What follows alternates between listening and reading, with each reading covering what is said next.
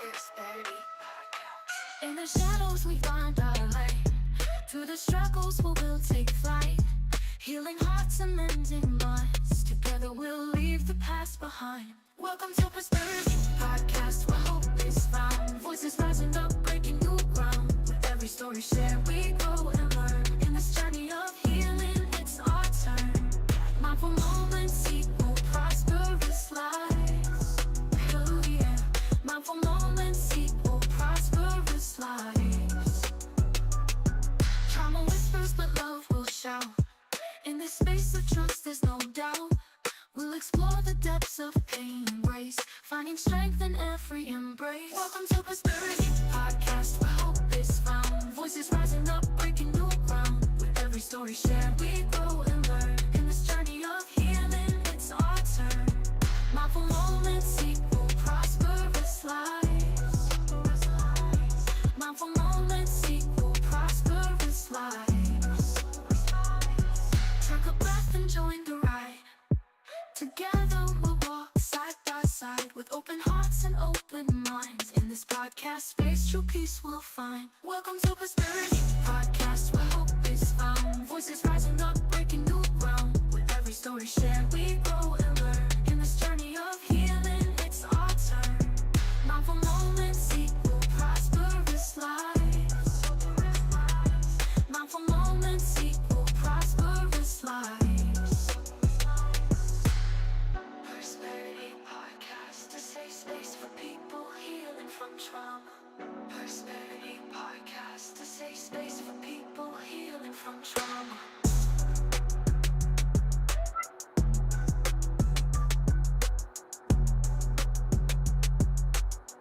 Prosperity Podcast, a safe space for people healing from trauma. All right. Hello, everybody, and welcome to Prosperity Podcast. Welcome back to Prosperity Podcast. But anybody that is new, welcome to your very first episode of Prosperity Podcast. You see, we have a new face. I'm going to get into this introduction. I'm excited to be here. I'm excited to have this guest on here. So let's get into this. Well, I want to welcome you back to Prosperity Podcast, where mindful moments equal prosperous lives. Today, we have a truly compelling narrative that embodies the essence of redemption. My guest, Brent Allen, joins me to share his powerful story in today's episode titled Streets vs. Sanctuary, a true journey of redemption. Brent's experience is a testament to the human spirit's ability to overcome immense challenges and find a path toward hope and purpose. Get ready to be moved and inspired. Let's begin. I'm gonna give you the stage for a moment, Brent, to just be able to talk about you got a business, your music. What's going on? Right now I'm currently working on an album.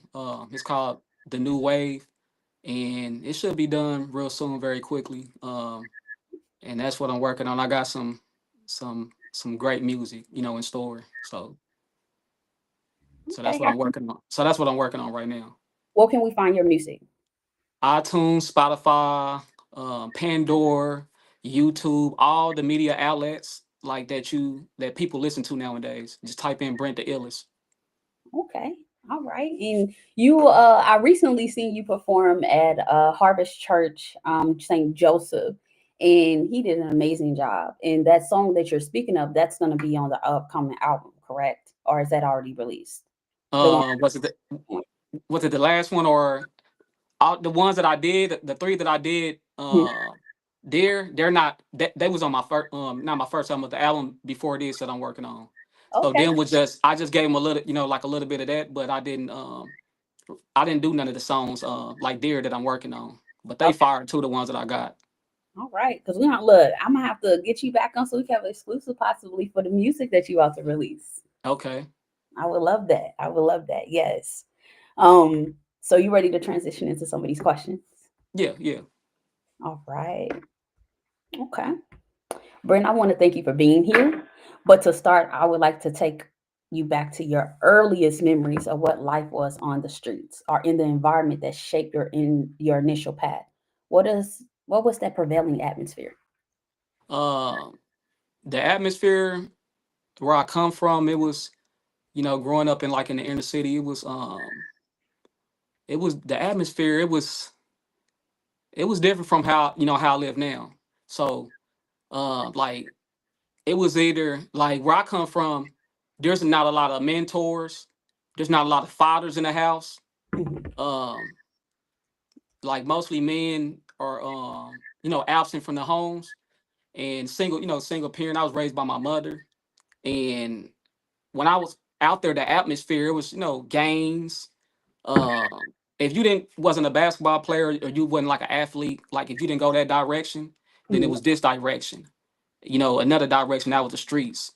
But I mainly had people um like that I was by that I was influenced by, like how they company bad company corrupts good character. Yeah. So when I was hanging around people, I was a good kid, but it was just the people I hung around. And when I stepped out the door, I would go to the store. I had like gangs, people that was in gangs up here, and so that's what I saw. I had a I knew my father, but he wasn't like as I was close to him, but Mhm. he wasn't in my home. So he wasn't there like 24/7 to like guide me and mentor me. And so I looked up to the drug dealers, to be honest. Like I looked up to the drug dealers, like they had the flashy cars, the wheels, they was selling drugs. This is what I saw. So it was the images and things like that. They was like kind of, I want to be like them. That's what it was for me.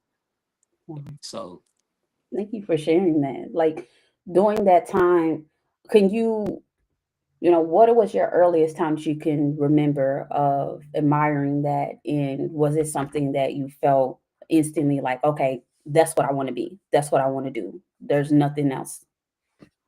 I think my earliest years that I started admiring that probably when I was about 12, probably around like 12. And then, like I said, this what I saw when I walked out the house. And I started getting infatuated with it, like, and just seeing it, like, because I didn't have no role model. So that's why it's important for like males to have a mentor, positive, because whether it's positive or it's Mhm. bad, you're going to gravitate to that, no matter what. So, and that's like I think around like the age of 12, like I started seeing it and was like, okay, and I started hitting that, that direction. Mhm. Thank you for sharing that. I'm going to transition to another question. Can you describe a pivotal moment or experience from your youth that solidified your connection to the street life? What was that perceived like of the path that you were going? Um, the connection, you saying like the connection of the streets Yeah, like of what pivotal moment? Let me read it again. Can you okay. describe a pivotal moment or experience from your youth that solidified your connection to the street life? And what was the necessity that led them that path? um like I said, like hanging around, it was just influence, hanging around the wrong people and stuff like that. The friends, the peer pressure, and things like that. And then I got into like selling drugs probably at the age of I think I started selling drugs like around 14. Were you like scared or anything concerning like when you were selling drugs? No, Wow. it was came like natural. It was like you in that environment, so you don't I don't think people really be like scared because I grew up in it and I seen it. So eventually, I was probably like scared, probably seeing it before I be start moving that direction and being in it. But I knew it was wrong. But it was like I was just in it and there. Like so, I don't think I was like scared to like um further down when I started having like experiences like like with near death in the streets, things like that. Wow. As I asked, like my birth father, God rest his soul, he was one of the biggest drug dealers in St. Louis, Yeah, and passed away. But this wasn't from the streets. He passed away because he declined in his health. He didn't want yeah, to take care of himself. But he had been in the game since he was 9, and he had a lot of kids, but he wasn't a good father. yeah, Um, but it was the money, it was the attention, it was the women, and it was like he was constantly going. So it was yeah, like he didn't care the broken homes or the things that he was doing. But to me, the behavior that I only saw him maybe about 5, 6 times in his mother yeah, race. So it, to me, from a distance, it felt like him being in those streets. It was his element. It was Yeah, what he wanted to do. He passed away at 51 years old. yeah, And that was back in 2022. And I was just like, okay, I thought the streets, because of how hard he was going, but he was the type of drug dealer where he had the fancy cars. He had the, nice places and all those additional things that came with that. But it was never enough for him. And his yeah, health, nothing else mattered besides the game. And his health was yeah. there. So it just like blew my mind, but it made me So feel like, is he scared? you know? nah, but also too, it's like even with the enemy has a stronghold, like with that, you can have a stronghold like in that where you just it's like every day, like if you're a drug dealer or in the streets, it's like when you selling drugs, it's just like you just keep on doing it. It's like you can't stop. It's a habit. Anything becomes, a habit, you can't stop. So it was like some people get a rush out of that and the money, and it's like a job because it is a job because you sell drugs. It's like you and then the enemy would just throw different things, keep you busy and keep you busy, you know. And Wow. so that's what I think like what it was, kind of like for me and probably for your father too. So, do you feel like that maybe a lot of the stuff that possibly was going on at home contributed to wanting to be more in the streets? I think my mama wasn't. She worked a lot Mhm. and she worked so much that we could just like go off and like do a whole bunch of what I'm saying, like what we wanted to do, like for real. It wasn't that she wasn't a bad mother. She was a great mother. It was just that she had, me and my brother, and it wasn't a male around that, around me. She had two brothers. One went to jail for murder, and then one went to jail for drugs, for Mhm. selling drugs. And so I knew if they was there, I wouldn't have did what I did. Mhm. I wouldn't. They would have stayed on me. That's good. That's good. I have a to pivot. Miss Cheryl Davis said, "How old was he when he got started? Slept junior or senior high?" Could you elaborate on that question? Can How you old we got clarify, started? Junior, senior, Miss Cheryl junior, or Davis? senior high? She's saying, was I in middle school or high school? Okay. I was in middle school, probably like around like the eighth grade or something like that. The eighth grade. Wow. Okay. Thank you for that And question. and to be honest, high school, probably like the ninth grade, I got so into it, like into the streets where I never went to the 10th grade, to be honest. I dropped out. Cause I was streets I could do what I wanted to do.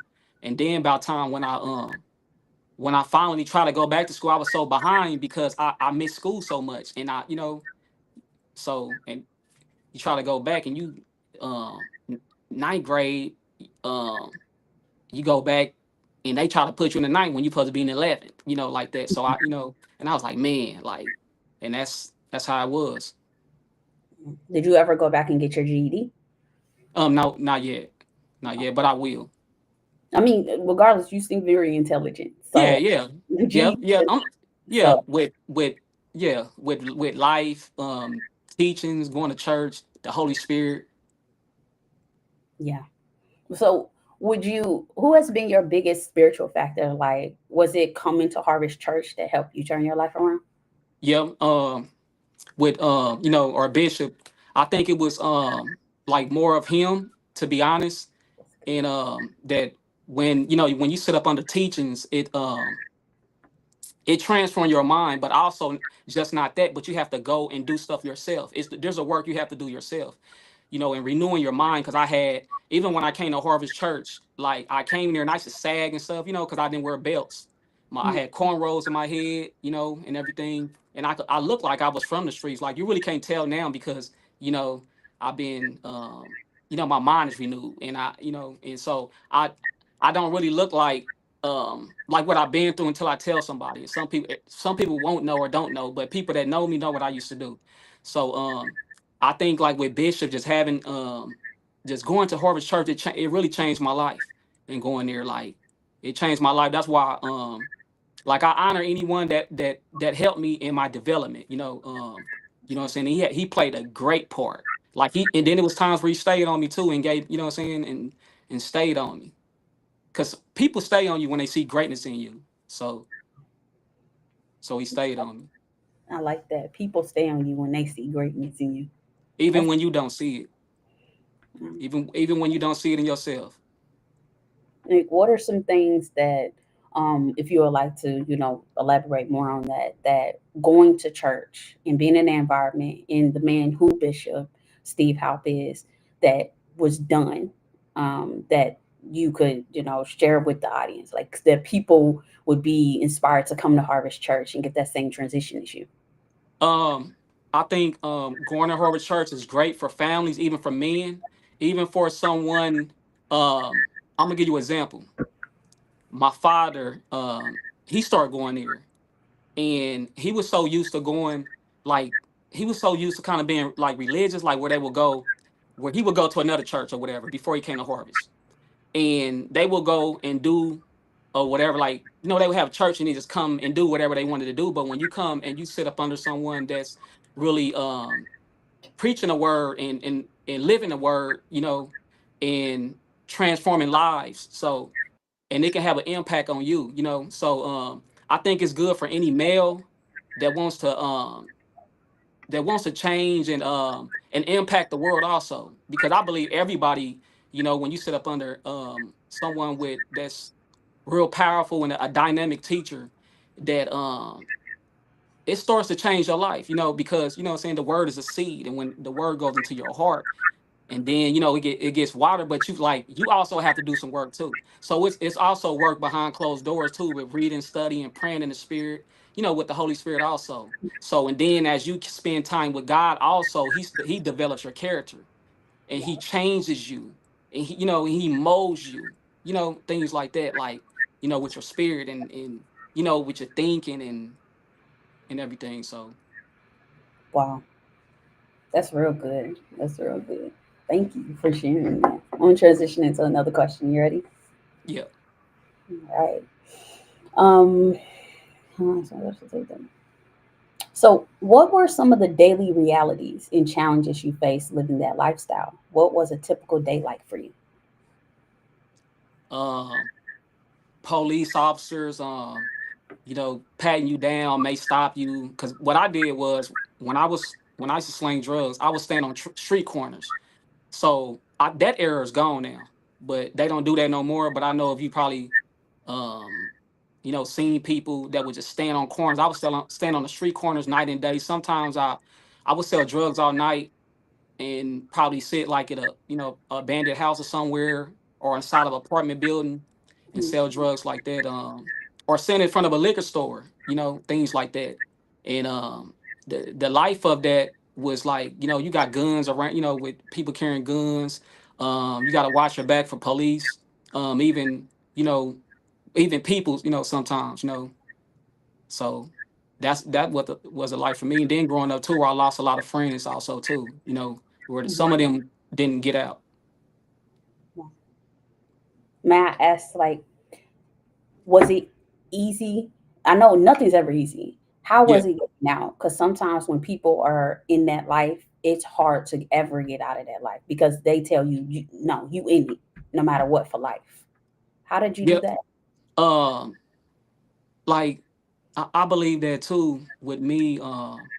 Cause one thing too with my mother, like Mm, she's a Christian. So when I was out there, I had my mom constantly praying for me, mm, and she would just pray for me. She would probably, if I was asleep, she'd anoint me with oil, and but she wasn't saved all her life either. But when she got saved, and at that time when I was in the streets and stuff like that, sometimes she used to try to come and get me off the street corners. Sometimes I leave with her, and sometimes I didn't, to be honest.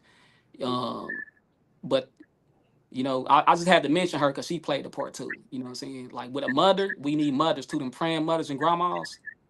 Yeah, prayers powerful. So, um, yeah, with that, the life, like it was crazy though. I seen, like, it was crazy. I've been through some stuff. wow.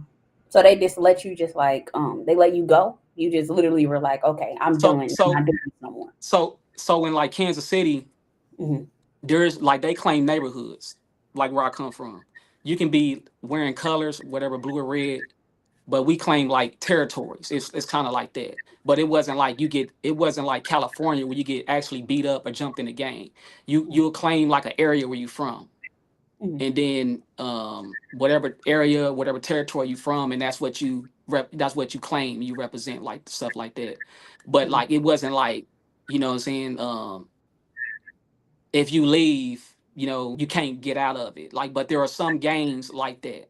Like, but in um in Kansas City, it's more like they claim neighborhoods and territories like that. Okay. It's not like you can wear red and blue, but like California, and there are real actual gangs like that. Like, you know what I'm saying? Like, Yeah. Wow. Okay. Because I would like, because there might be some young people watching that are in that, or older people or middle aged yeah, people. Are like, look, I want to get out. How was he able to get out?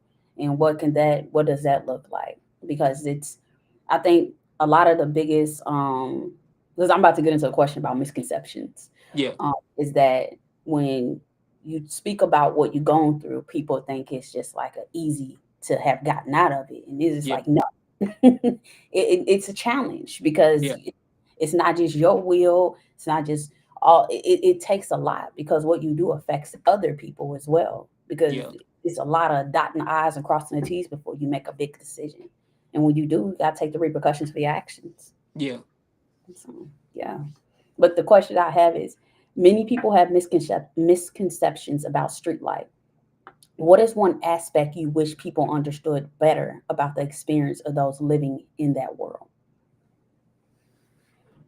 Um, that some people don't really have, like, you cannot blame someone. Like, say for example, right? If you see someone walking down the street, or and you like, dang, he got it. Why his pants sagging? He look like that. It's because the environment, that they, what I'm saying, and Yeah. the urban, in the streets and stuff like that. It's because of environment and everything. Like, so I don't look down on anyone that I see that look like that, because I know I used to look like that. So I know, I'm not judgmental of if I see like a young dude or something like that, because I know I used to be like that. And some of them don't, they can't get out because it's like is they trapped. It's where the area they from. You know what I'm saying? So it's kind of hard for someone to get up out of that, because really, for real, people may be in bondage. They may be in bondage and drugs, um, anything, like, and even with the street life, that's bondage. That's bondage too. Because, even territory, it's spiritual too, where demons and stuff are over territories. Yep. That's the what Bishop calls it, witchcraft, Yeah. control. Oh, yeah. And also, when you sell drugs, you're basically, um like, you're on the devil side, basically, is keeping it 100. Mhm. Because the drugs that I sold, if I sold this to you, I can keep you coming back, because I can, you're hooked. But I'm not knowing that I'm being used by the enemy to keep you hooked, which is witchcraft and control, because I got you bound. I'm just like an agent, to be honest. Like, I was an agent of the devil, because I was selling, pharmakia, you know what I'm saying, in pharmakia, selling drugs, which is pharmakia, which is witchcraft, basically. And you can keep someone hooked. You can keep them coming back. Mhm. That's good. Wow. I've never heard it put in that type of context. So thank you for shedding light on that. Wow. Okay. Mhm. So we want to transition to a different question. You ready? Okay. There's often a catalyst for change. Can you pinpoint a specific moment, event, or realization that made you question the path you were on? What was happening eternally? I think, to be honest, like, I always knew, even when, like, I was out there, that I knew, like, I'm gonna be honest, like, I knew I had a calling. I knew that. But it was just like, the enemy knows your calling also too, and your destiny. He don't know everything, but he know bits and little pieces, and probably little, but he doesn't know everything like that about you, about, what I'm saying, what God is going to do. But he know little thing, because he's not all knowing. So, um with me, I started having because to be honest, like, okay, when I was growing up, I always had like dreams and stuff like about angels and things like that. Where angels, where I had visitations, like where angels, like real life angels, like in dreams and stuff. So I knew that like about like, with the spirit realm and things like that. Because I seen things, even the demonic, like in dreams and stuff like that. And so, and I always knew it was something different about me. Even when I hung around guys and things like that, I just knew I was different. Like, I knew I was different. And I think the turnaround point where, I mean, where God was doing something with me when I went to jail. I went to jail one time, and I think someone, I don't know if I must have, I hadn't. It was a lot of things. It's like I had a lot of things that happened to me. So one was where I had an encounter with some angels, and the encounter. If you want me to go into like to depth to it, so I would go to jail a lot for like probably for what I'm saying, like probation violations. And so one time I went to jail and I had a dream about where these two angels had I seen these two angels. They was praying. It was like I was at a park and they was praying in the park, like saying, thank you, Jesus, hallelujah, or something like that, or whatever. And so I'm walking up to them. And that's when I walk up to them, both of the angels smiled and they said, may we pray for you, like that in a dream. Mhm. So, angels with God, they gotta have your will. Demons don't ask for nothing. They just they can trick you and get you Mhm. to do something. Yeah. So, the Holy Spirit is a gentleman too. So they have to have your will. They'll ask your permission. God don't make you do anything. So they said, may we pray for you. I'm Mhm. gonna, I'm gonna tell you not the confirmation, but like so I know where God had confirmed that it was angels after this. So the angel said, may we pray for you. So I say, I don't care. And when they touched my hand, I felt like if I stuck, like if electricity hit me. And it was a surge all through my body, like woo, woo, woo, woo, woo, like a wave or something. Like, and when I had my eyes closed in the dream, I seen all these colors, kind of like violent, um, just all these purple. It was Mhm. so much colors, like I can't describe, just these wave of colors. And Mhm. so when I was on the ground, because I knew that the power of them just hit me. As soon as they touched me, woof, I'm out. And and I just felt this surge out through my body. And then right after that, I heard them speaking in tongues over me, like speaking in tongues over me. And then after that, as I was waking up in real life, I hear the angel voices still there speaking in tongues. But my eyes is open now. I wake up and I'm in sweat. So I'm in jail having this dream, this encounter. So um the angel voices is like going away real slowly as I'm waking up and I still hear them, but it's going away like somebody turning the music down, Mhm. like in your, in a car or in your house or something like that. So I was like, dang, I knew it was a real encounter. So I told someone like, man, I think I had a dream about some angels or whatever, and I told them my dream.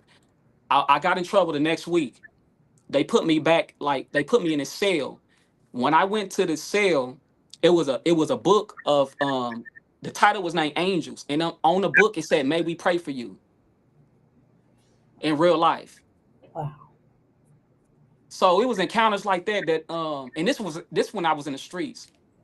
Um I had a like I said, I had another encounter like with angels also too. So it was just like where I knew God was always like dear, but at the same time too, um, it was, you know, it just took a moment for me because I was hard headed too, and Mhm. things like, I was hard headed. Like I kept, even though I knew, and then I'm like, I just kept going back out in the streets. Go ahead, go ahead. Because, like I told you, I said sometimes the show's dialogue is a monologue. So Yeah. share whatever you like to. So I had this other encounter where God had sent me this warning dream, Mhm. but I didn't know that the warning dream was for me.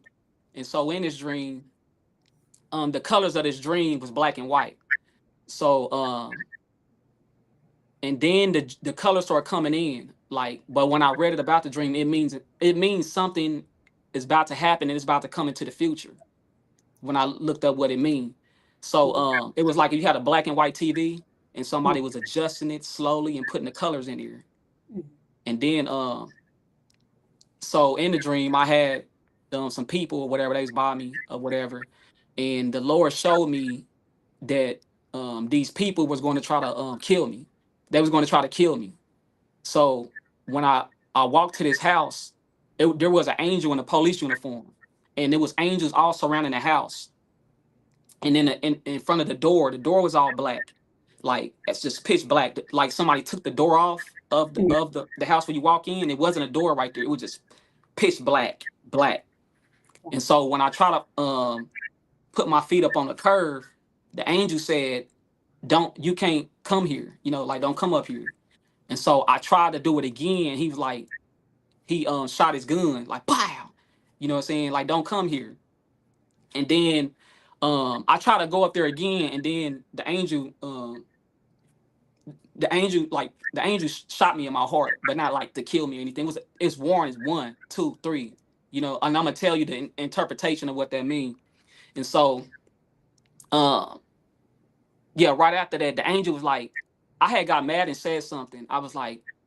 I started like, I got mad or something. And then the angel was like, "You're Brent Allen?" I was like, "I'm Brent Allen," something like that. And then he's like, "You're Brent Allen," like he was sent on a mission for me. He was like, "You're Brent Allen." And he smiled at me. And he's like, "You're Brent Allen?" He was like, "Don't come in here. It's been a homicide here." That's what he told me. But I didn't know that the dream was for me until like later.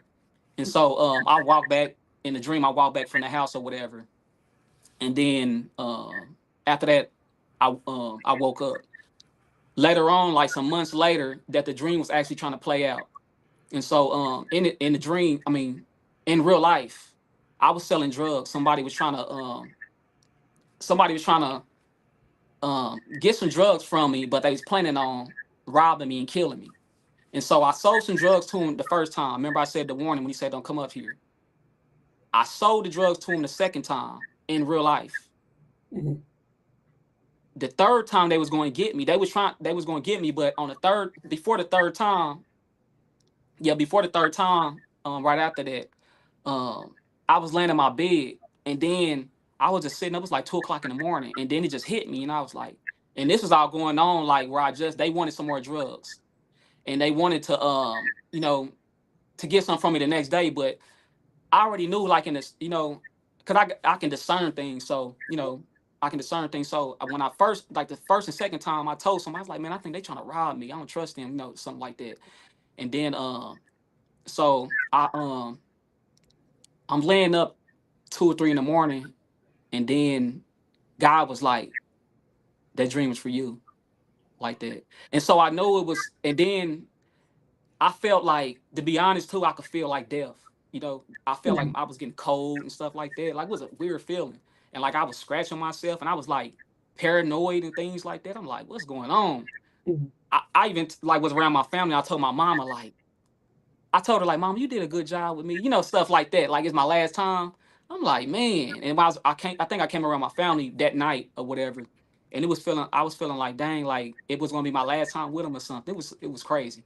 So I ended up leaving where I was, and I left, and then I went to my mother's house, and then I could see in my mind that it was like people was looking for me or something like that, like paranoid. But it was actual. I could actually see the people in my mind, the people that were trying to. They was like, you know, looked like they were trying to search for me or something. Probably riding in the car, like where you at, something like that, whatever. But I got up out that situation and things like that. So when I say near death experience, that was one, and also being um I had got shot before where I was over in my neighborhood, like it's over like in the 60s, like 68, like kind of about Sport Parkway.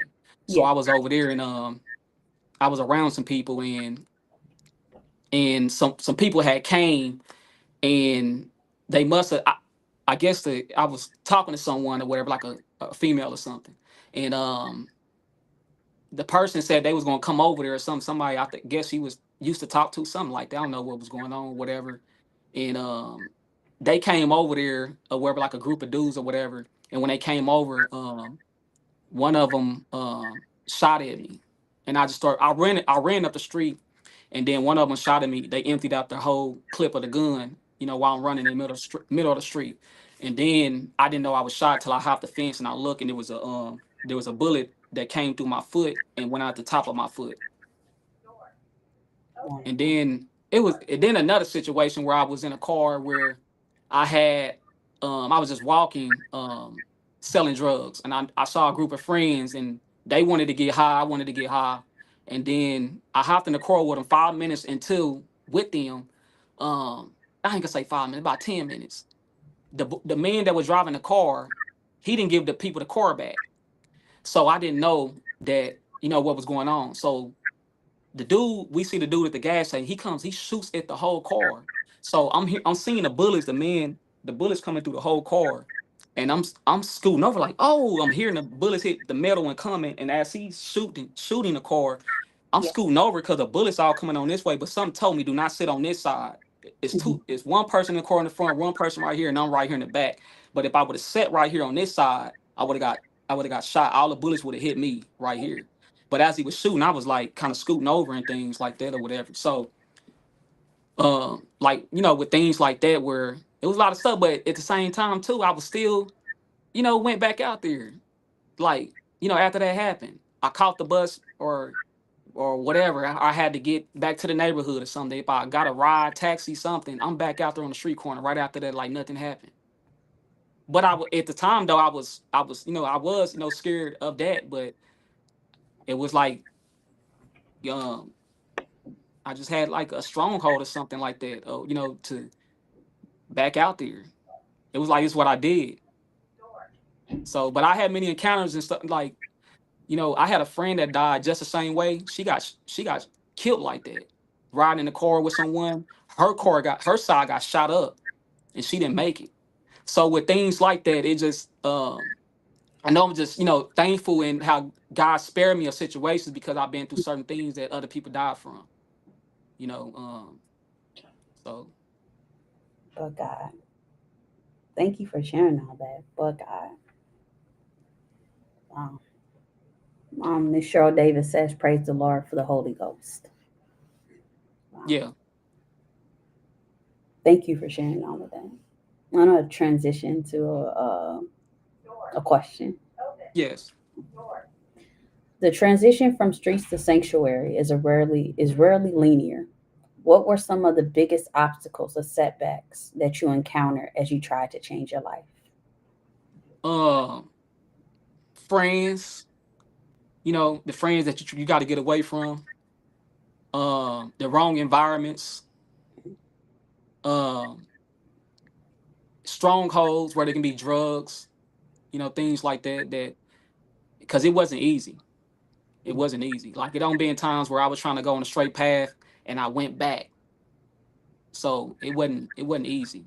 So and and and you gotta want to do it. So and even like I tried, but I also had God. You know what I'm saying, and praying a lot, like praying in the spirit, like or whatever. Because I know either with drugs, I used to ask God like to deliver me, from drugs and everything too.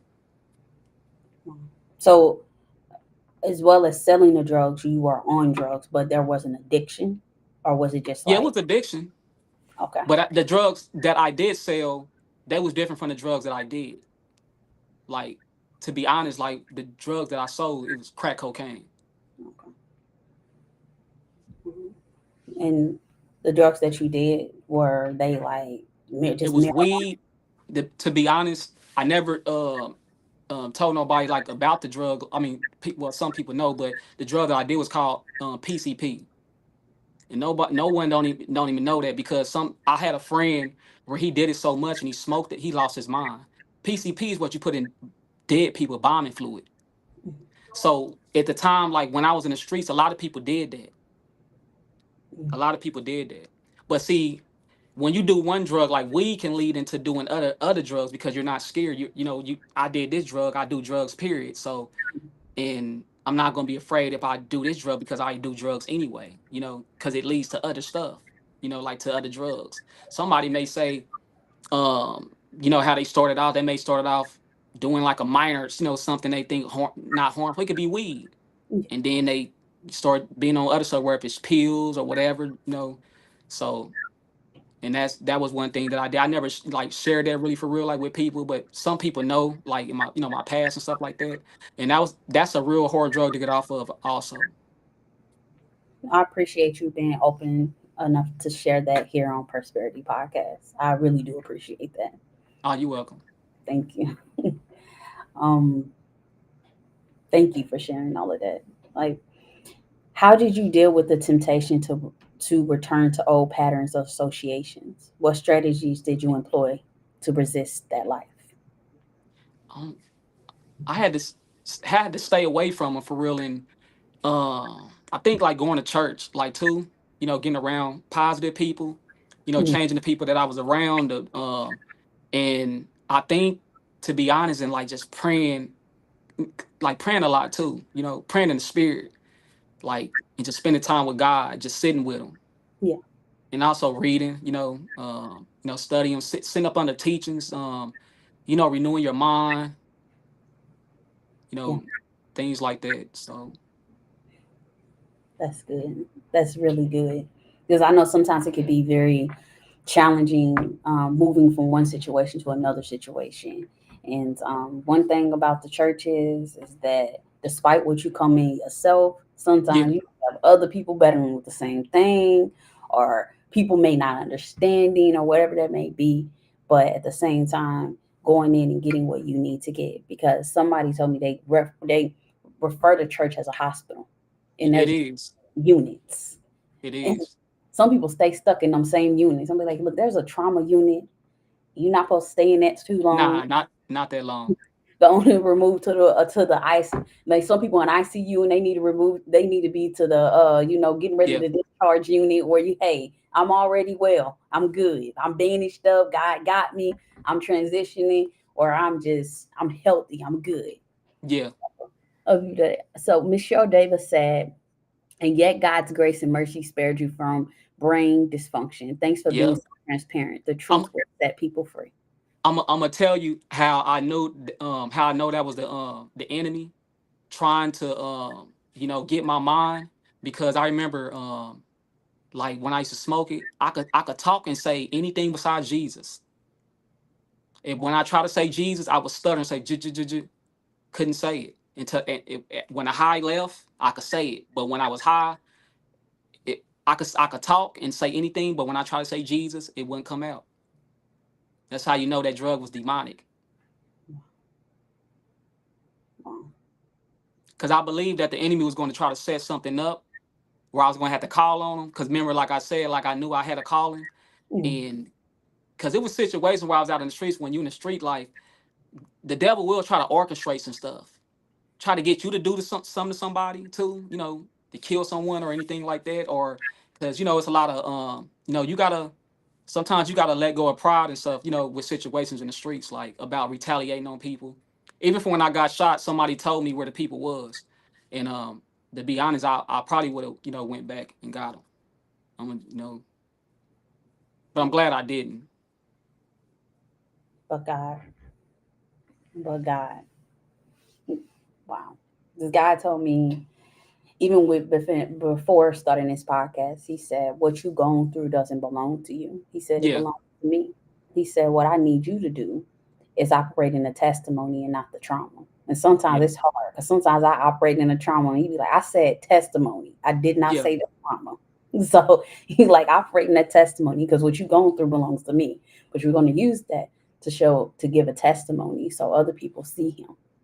So yeah. it's Yeah, I just told my son because I was talking to him about that. About I said the person that shot me. I was telling him like that I don't even know me. He don't know me. But I was telling him like that if I see him, I would hug him. I wouldn't have no grudges towards him, anything like that. Like, cause he didn't even know me. He was coming over there probably from what somebody told him. He didn't know me. I didn't know him. And if I would have grew up in the same area with him, I probably would have knew him. We just didn't know each other, anything. So, and I'm just glad I didn't die. glory be to God. Wow. During this time, like How did the perception of yourself change as you move further away from your past?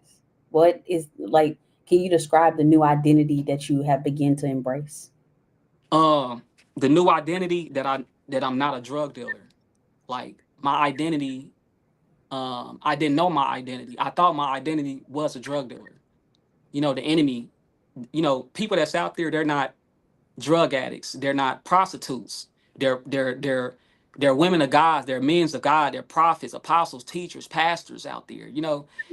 They don't know their identity yet. So I didn't know my identity. But now I know my identity. I know that I'm a son of God. I know that I'm powerful, strong. I'm going to impact the world. Things like that. So and a lot of times, like I mean, not say a lot of times, but when you spend time with God, He reveals your identity. You start to know who you are. When you when you spend time with God. Yeah. So like I know, like I spend time with God, which I know I'm a friend of God. Hmm.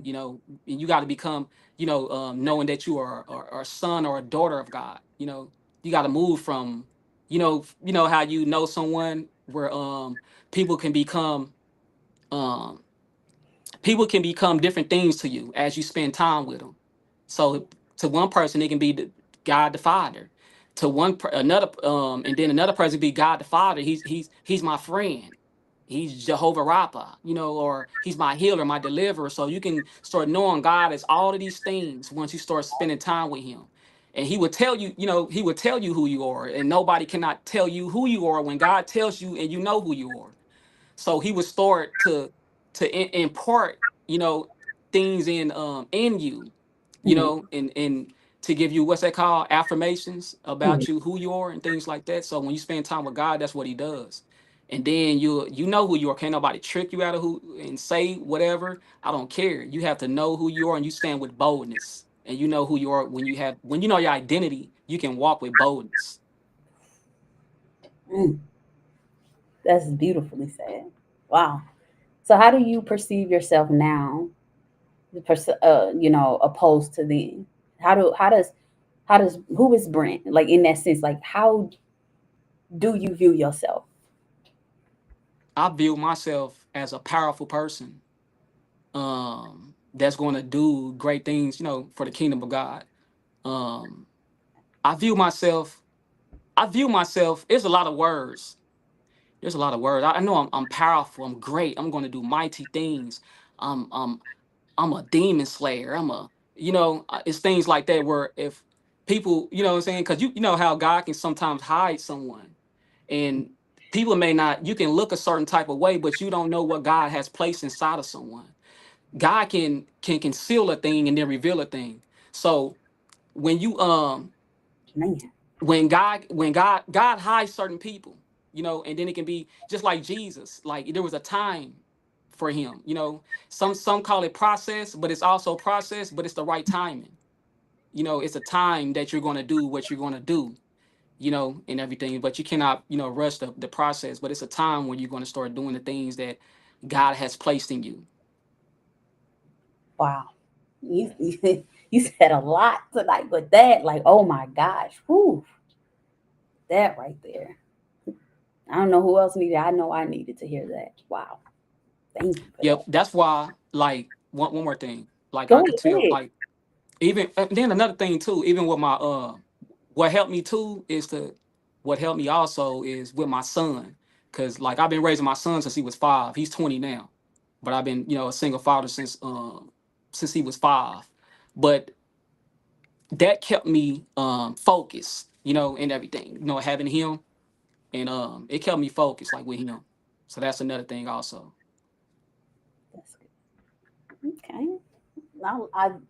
I love that, and I love the importance that you have placed in being a real big impact in your son's life and shedding a Yeah. light on a lot of the things that you've gone through and making sure him being a black man out here is not falling into that same lifestyle. So that's very big. And I know that's admirable. Like this for him to see you doing everything that you're doing. I know he's just like, look, that's my pops. Like Yeah. I can only imagine just beyond how proud he is to just have you as his father, but also know that you've overcome all of that And you are truly walking testimony.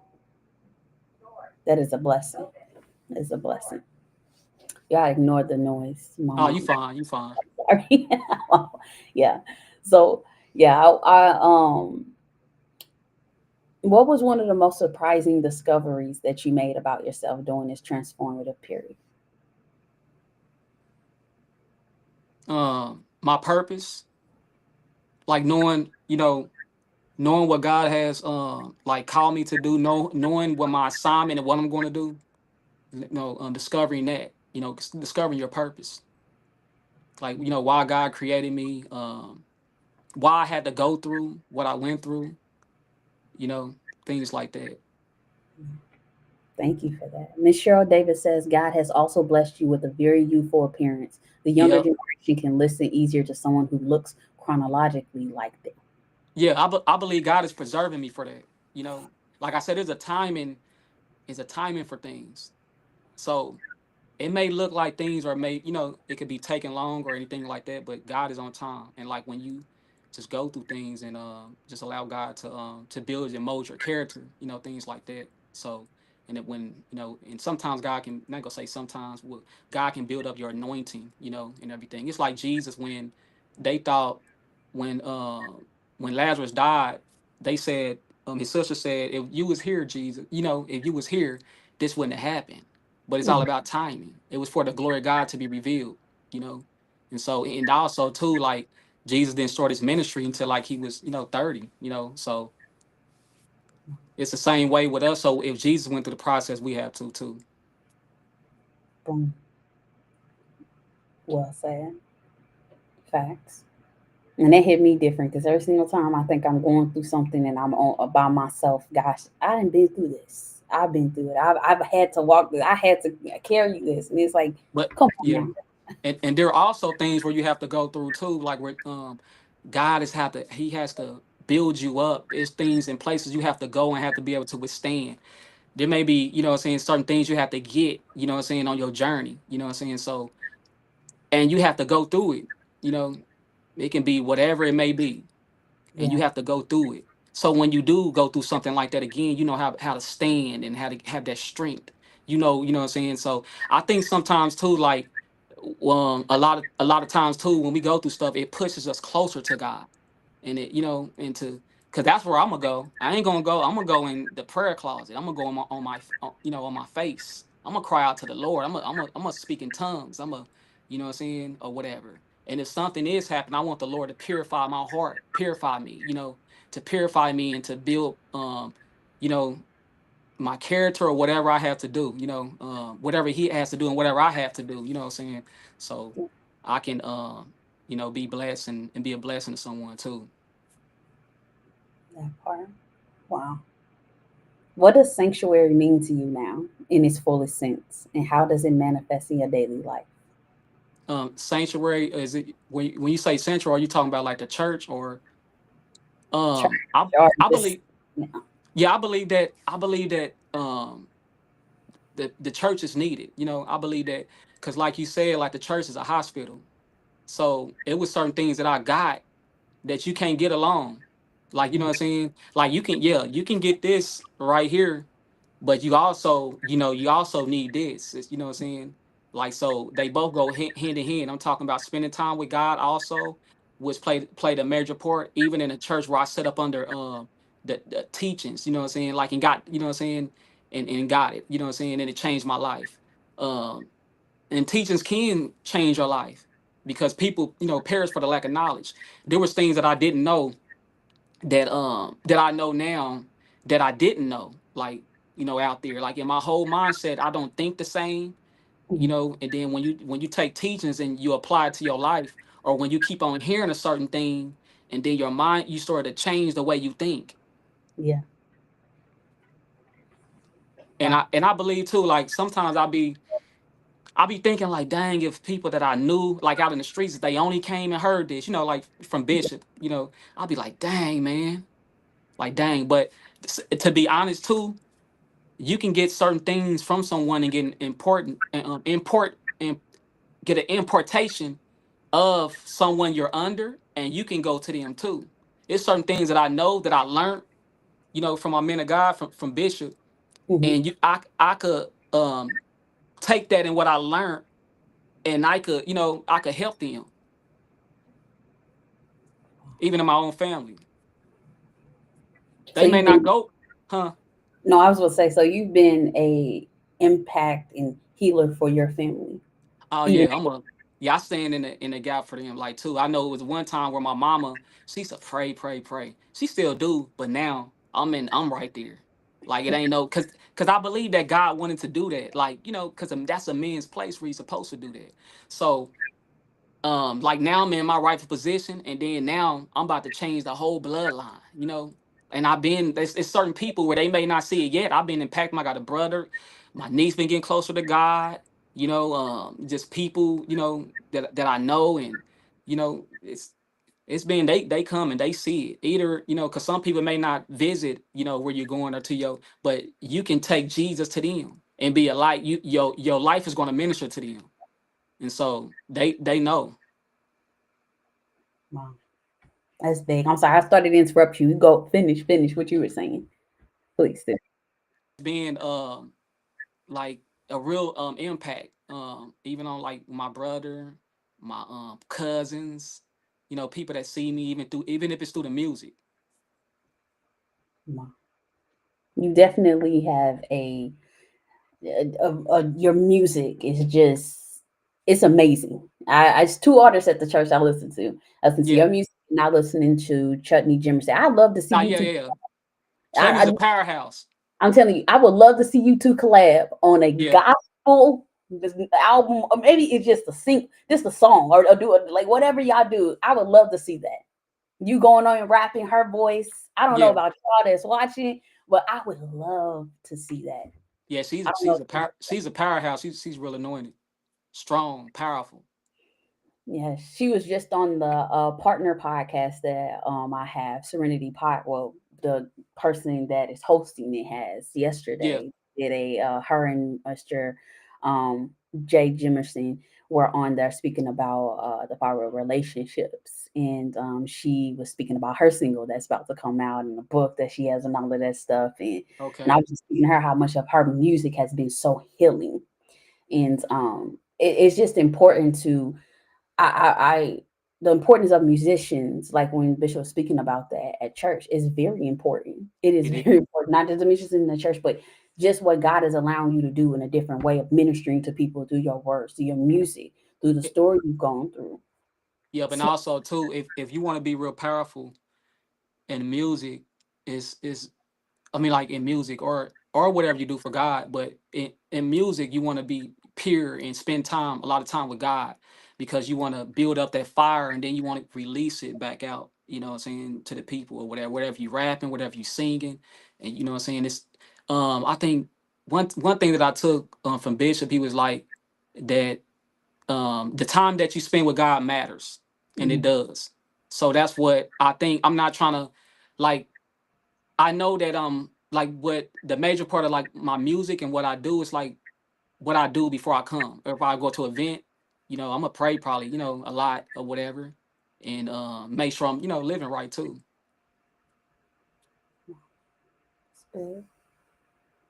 wow, okay. I Nah, was and when you pray in the spirit, you will be there before you come there in the physical.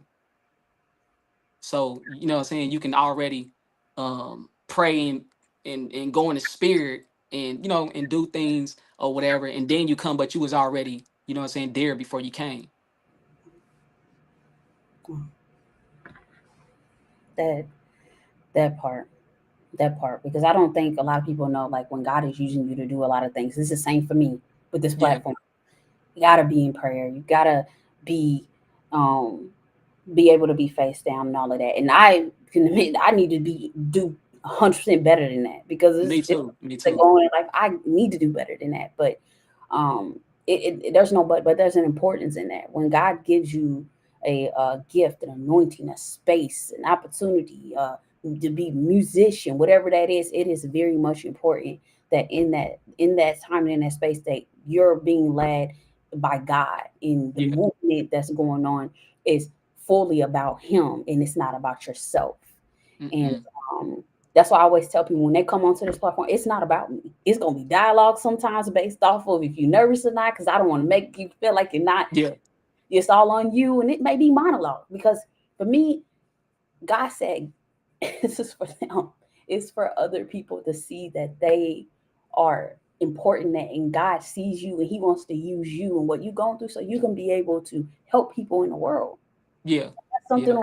to reference to see yourself, to see how well you can do better, or even to share to people and say, hey, I was able to be a blessing to people. And my story, my experiences, whatever is really trending because I have people reach out all the time and they're just like, Yeah. who was this guest? Who is that person? I'm amazed by them. They impacted me. I love them. Oh my gosh, you got to have them on again.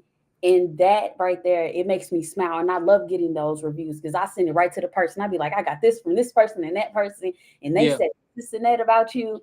And it just blows my mind. And it's confirmation of just how God is using me. But it's still that alignment that I need to be in that, hey, you need to be face down. You need to be praying. You need to be covering these people. You need to be doing what you're doing. So that was a confirmation from God that, hey, look, it was a redirection. What did I tell you to do? You stay Yeah. face down. You make sure that you're praying and you're covering, and that Yeah. you're before you're stepping into the presence of this podcast or anybody that may be going through some stuff because you don't know what the enemy could be doing in them or if Yeah. he using you. So I thank you for that. Thank you. Wow. Thank you for that. Wow. Miss Francine Williams said, hey, people. Hey. Hey, Hey, Miss Francine. Francine. You are from church. All right. We want to get in. I have a few more questions for you. What message of hope or guidance would you offer to someone who might be currently struggling on the streets and feel there's no way out? Um, Message of guidance. I would say to try to get up under like a find a church, like a church home, like if they're in the streets, or to find like a good just try to find a church home, like where it's like a leader that's really, that lives and preaches the word.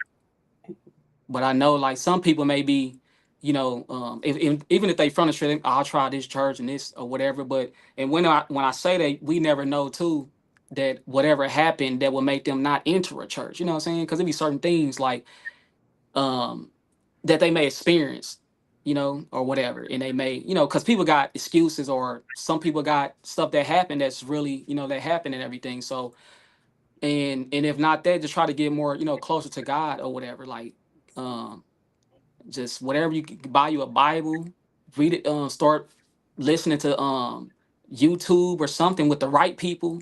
Be led though, who to listen to. So you got to be careful, but I would say like, dad, try to get a, what I'm saying, get away from old friends, because some people can pull you back, from things that you trying to not, not do no more. Um, the environment, change your environment, because you can't fully change if you still like going around and being around the same people, same thing. If you want to change, you're gonna have to get away from all of that, friends, whatever. You know, um, and like it's not easy, but you got to want to do it. Hmm, that's good.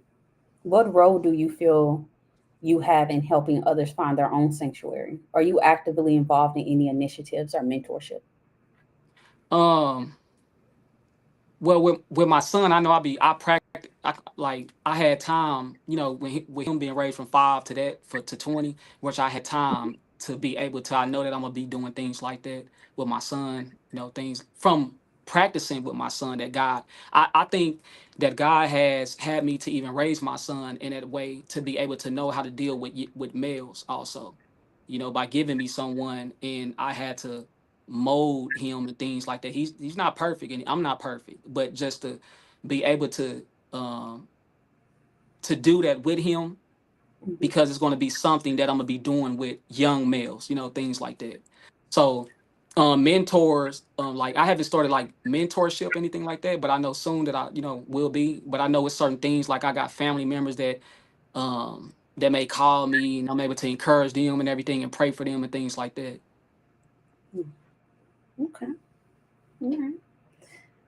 Because I've been thinking, I'm like, with Bishop going through a lot of things and people going through a different lot of things. And I'm like, and I know he got big project destiny and things going on. I'm like, hopefully in the future that people that are members of Harvest Church that have gone through a lot and are truly like actively handling their life circumstances, with the will of God and the leadership of God, that he could start like some type of program within the church where there are people that come in and then they'll have people that are Yeah, similar things they've gone through that can help them understand and guide them through those different things to know like, hey, trust God. It's good. Rather than sometimes randomly when you come in, you're dealing with a lot, you have yeah, sometimes that come up to you and they don't have any idea what you're going through. And even if they do, they don't know how to approach you. They don't know how to yeah, there for you and all of that. So I'm thinking it's big to have people that have it's different than having people that have compassion with people, but people that yeah. have the same experiences or similar experiences,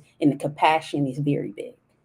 Yeah, because I know when I first like came to the church, I knew it was some people that I can tell like even though they was saved, but I knew they was I can tell they was from the streets, and some of them, I could kind of tell like okay, and it kept me coming because they, hey, what's up, or whatever, and so they kept me coming because I'm like, oh, I can tell he's from the streets, but now he changed, things like that. So that helped me and things like that. So to come there and make me feel like I mean, I'm not the only one like that.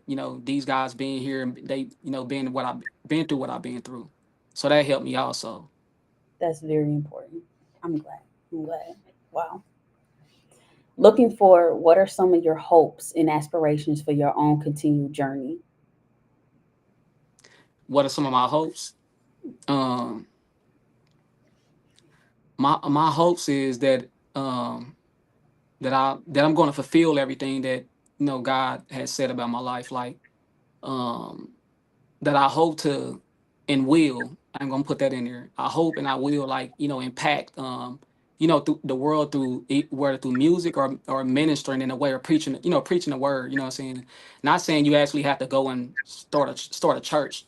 I'm talking about preaching the word and just impacting people's lives and no matter what, if it's through music, no matter if you see somebody on the streets, no matter if it's family, you can be on your job, you can be on your podcast, and that's a hope. It is just continue to lift up Jesus, and just to do that. So Wow. Brent, I just want to say thank you for sharing such powerful, inspiring story. Is there anything you like to share with our listeners today about your journey? I'm gonna give you the floor to share whatever you like. my journey is I I like my journey because all things work together for the good of those who love God. Yeah. So um I don't take like nothing back from my journey because it's all needed and God will use it all. So my journey has been what I'm saying, it's been rough or anything like that, but like I know that I understand the process and timing of God. So you don't want to get ahead of God, what I'm saying, of what he's doing and everything. So but Beautifully said. Is there anything else you would like to share? Because I that concluded my questions, but that doesn't take away from you sharing whatever you want to share. If God is leading you to share something, please do anything you want to just share that God is giving you or any inspiration or anything. um I s- I just want to encourage anyone that's listening just to just stay in the presence of God, you know, because any stand in the presence of God, you may be the intercessor of your family. You may have a daughter, sister, brother, and people need you to stand in the gap, for them. No matter if you don't think that your prayers are powerful, that it's impacting people, that is impacting your family or impacting people, and just stand in the presence of God, to be there and to no matter what, and because you're going to see the fruit of what you're praying for, and the manifestation of it. You're gonna look up one day and you see your whole family saved. You can see what I'm saying, somebody that look like I don't want nothing to do with God, or you think they no, God can deal with their heart. God can change them just like he changed you. That's big. Miss Cheryl Davis said, "Have you considered going to the prayer room with the young people who go to the altar? You feel are wanting to come out of the lifestyle you come out of." I will. I will. Yeah, I will pray. Pray for somebody that that want to what I'm saying, get a breakthrough or get help and come out. Because I know God can bring anybody out. Because He brought me out. He brought me out, and I can identify with people like that. I can identify with them. She says you're definitely a voice and not an echo chamber. Yes, I received that. And is there any questions from the audience that you would like to ask Brent before we conclude? Please drop them in the chat now. And within that time, I would like to share Yeah. as the questions possibly come in. Please go like and subscribe to Prosperity Podcast. Your subscribing helps me trend on YouTube and many different other places to get other people's stories out, and to definitely get these testimonies out to people because again, I get reviews from people and they are very much blessed from being able to hear different people's stories, and other people that come on a podcast, I'm sorry, are blessed and they feel liberated after they leave. So please go like and share, subscribe, click that bell so you'll always know when I'm going live. I go live every Monday at 6 p.m. with different guests. And I am booked all the way up until August. Hopefully by next week, I'll be booked all the way up until September. Glory be to God. But please go like and subscribe. And if no one has any other additional questions, I would like to read the outro and I'm going to go from there. Okay. All right. That brings us to the end of another incredibly impactful episode of Prosperity Podcast. Our deepest gratitude goes out to Brent Allen for so courageously sharing his powerful story in Streets First Sanctuary, a true journey of redemption. His vulnerability and resilience are truly inspiring, reminded us all of the profound capacity for change and the hope that exists even in the darkest times. Thank you for joining us today. If Brent's story resonated with you, please share this episode and leave a review. Your support helps me continue to bring these vital conversations to life. Until next time, keep striving for your own journey of prosperity. And also prioritize your peace and know that mindful moments equal prosperous lives. Thank you so much, Brent, for being a Oh, guest. thank you too, Desmond. Thank you. And I'm going to play my outro music, and I really do hope you have an amazing evening. You too. Thank you for having me. You're welcome. You're welcome. Thank you. Bye. In the shadows we find our light. Through the struggles we will take flight. Healing hearts and mending minds. Together Thank you, we'll Karen leave the Hannah. past behind. Welcome to Prosperity Podcast, where hope is found. Voices rise.